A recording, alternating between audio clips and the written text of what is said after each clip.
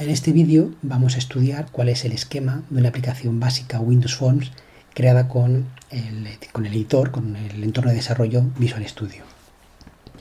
Como siempre, nos vamos a Archivo, Nuevo y hacemos Nuevo proyecto. Aparecerá delante de nosotros la ventana de selección de plantillas y en este caso, de manera bastante obvia, elegimos aplicación Windows Forms. Vamos a ponerle un nombre, en este caso, ejemplo 002, aceptamos y ya tenemos creada nuestra primera aplicación Windows Forms. Como primera cosa llamativa es que en nuestra área de trabajo aparece el dibujo de una ventana con un Caption Form 1 que va a ser donde vamos a crear, vamos a diseñar nuestra ventana definitiva. Pero antes de entrar en ella, vamos a irnos al explorador de soluciones y vamos a analizar los ficheros que tenemos. El primer fichero, empezando por abajo, es un fichero que nos resulta familiar, es el programa CS, que ya hemos trabajado con él en los anteriores vídeos. Si hacemos doble clic, podemos ver su código, un código muy similar al que teníamos anteriormente, salvo que empiezan a aparecer algunas cosas extrañas, especialmente encima de la definición de la función estática main. Este elemento de aquí, del cual no hemos hablado todavía y que no creo que dé mucho tiempo para hablar a lo largo del curso, es lo que se denomina un atributo. Un atributo es un elemento que permite en C# proporcionar información extra a lo que tiene debajo en este caso la función main. No vale la pena entrar mucho en disquisiciones de exactamente ese atributo que significa. Por encima os comentaré que lo que permite es que la función main va a trabajar en un single thread, de manera que va a poder trabajar de manera adecuada con componentes com. Simplificado, va a poder trabajar de manera consistente con elementos de escritorio como puedan ser el portapapeles, controles ActiveX, etc. En general, este tipo de atributos los podréis ver en muchos códigos de C#. No quiero entrar, como he dicho antes, no quiero entrar más en ellos, pero al menos que sepáis que es una característica del lenguaje, no es un comentario ni es nada parecido, sino tiene su sentido. Yendo ya a la función main, como veis es algo muy simple y lo único que quiero comentar, que creo que sí que es interesante, es esta última línea, ya que esta última línea lo que hace es que lanza el proceso de los mensajes. Realmente lo que hace es que crea un objeto form1, ya os habéis dado cuenta que la ventana que ha creado lo ha creado en un fichero form1cs, luego muy probablemente habrá una clase form1, la instancia, y ese objeto que instancia entra en el proceso de mensajes, en la bomba de mensajes, en el despachador de mensajes que va a tener la aplicación. Bien, pues dicho esto, vamos a ir al resto de los ficheros que son los que realmente más nos interesan a la hora de trabajar con interfaces gráficas. Pinchamos en la pestaña que teníamos anteriormente y, como he comentado, tenemos simplemente un dibujo de una ventana. Visual Studio va a permitirnos que diseñemos las ventanas de manera gráfica, incorporando ahí botones, haciéndola más grande, más pequeña, pues parece bastante de cajón que así podemos hacer la ventana más grande, pero todo lo que hay aquí al final aparece codificado en texto, en algún sitio, en este caso obviamente en algún fichero.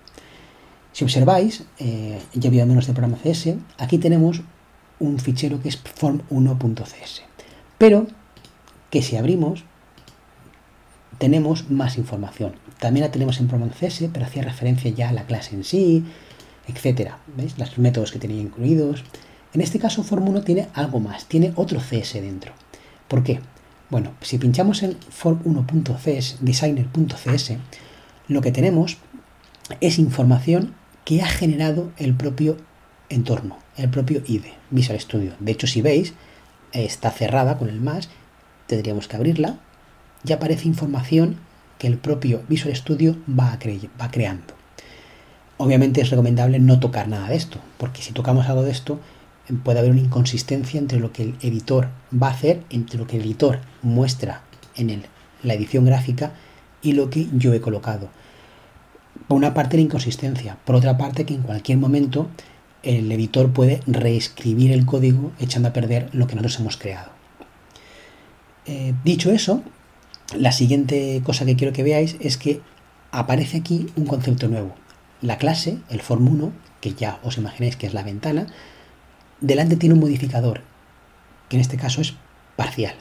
¿Qué significa parcial? Bueno, parcial lo que indica es que es factible separar una clase en dos ficheros. Una cosa un poco extraña, pero que aquí nos viene muy bien, porque en este fichero, en este form1.designer.cs, únicamente va a estar la información que el editor gráfico va a manejar. Como nosotros vamos a tener que modificar el form1 para incorporar nuestro conocimiento, nuestras funcionalidades, para eso está el fichero form1. Aquí abajo lo tenéis también, y aquí tenéis public, tenéis la definición de la clase, indicando que es parcial, indicando ya de qué clase hereda con su constructor. ¿Qué hace el constructor? Únicamente llama a inicializar componentes. Inicializar componentes es una función que está en el designer. La podéis encontrar aquí. Justamente es el método que crea el diseñador para incluir los objetos que vamos incluyendo gráficamente.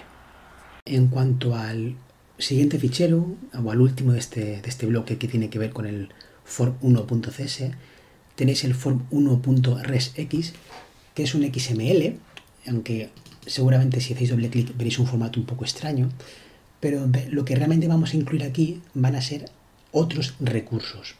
Y en este caso no hago referencia a botones o a listas de edición o a casillas de texto. Hago referencia a elementos tales como un clip de audio, un clip de vídeo, una cadena de texto que pueda ser localizada, etc. Ya lo veremos en su momento, si nos hiciera falta utilizarlo, pero esta representación que veis aquí gráfica, o una especie de rejilla, en el fondo es un fichero XML. De hecho, podríamos cerrarlo aquí, podríamos venir aquí con botón derecho, aparece abrir con, le decimos que no, y aquí podéis tener varias formas de editarlo. En este caso vamos a hacerlo con editor XML con codificación, cerrarlo así, sí, vamos a guardarlo para que no se nos queje, aceptar, y aquí tenéis el fichero en XML. Puede parecer una bobada que os enseñe esto, pero realmente tiene una explicación. Quiero que entendáis que todo lo que veis bonito, todo lo que veis gráfico, en el fondo está representado por debajo con un fichero de texto, ya sea un XML, como es este caso, que hace referencia a los recursos extras, o con un fichero de código de clase CS en el que representa el diseño en sí de la ventana. Por último, aunque tampoco quiero entrar en detalle mucho ahora mismo, sí que mostraros lo que son las propiedades de lo que es el proyecto.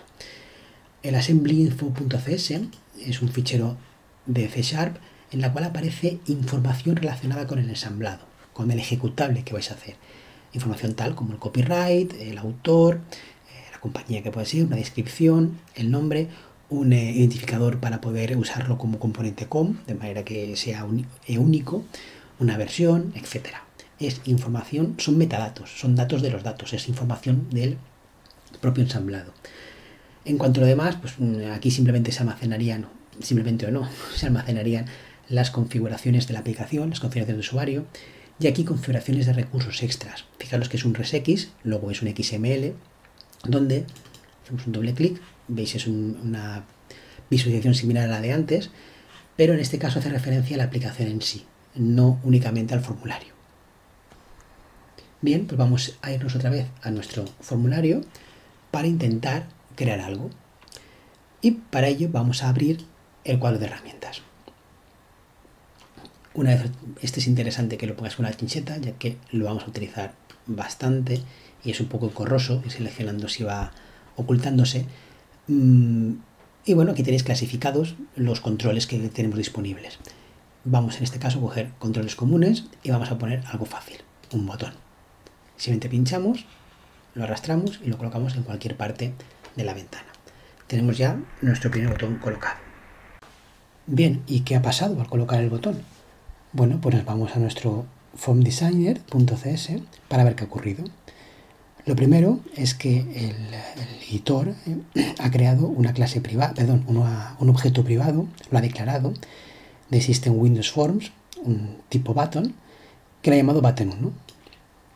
Bien, en inicializar componentes lo que he hecho ha sido lo ha instanciado, como podéis ver aquí, y posteriormente lo ha configurado.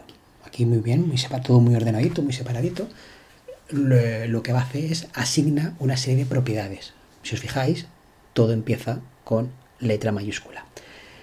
En este caso, primero lo que hace es lo posiciona utilizando un punto, una clase de la librería de C#, en este caso que identifica un punto. Le pone un nombre, ya veremos para qué es el nombre, pero vamos, por ahora simplemente le pone un nombre. Le da un tamaño, lo posiciona o le da un orden en el orden de tabulación. Sabéis que en un cuadro de diálogo, si tenéis varios recursos, varios controles, con el tabulador podéis ir pasar de uno a otro y colocar el foco en cada uno de ellos. En este caso, pues eso lo que estamos diciéndole es que le estamos asignando la posición 0 en ese índice de tabulación.